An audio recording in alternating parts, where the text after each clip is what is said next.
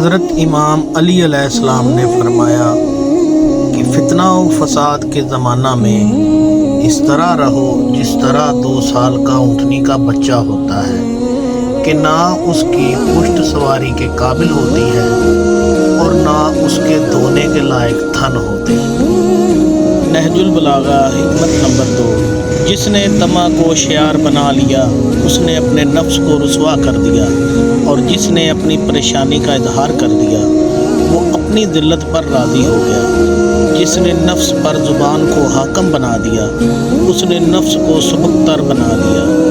انسان کا بنیادی فرض یہ ہے کہ اپنے نفس کو بے نیازی کی تربیت دے اور طمع کا شکار نہ ہو۔ اس کے بعد کوئی پریشانی آ جائے تو صبر کو شعار بنائے اور ہر ایک سے فریاد نہ کرے کہ اس کی نگاہ میں ذلیل ہو جائے، اور جب بولنے کا وقت آئے تو فکر کو زبان پر حاکم بنائے اور زبان کو نفس کا حاکم نہ بنا دے کہ جو چاہے کہنا شروع کر دے۔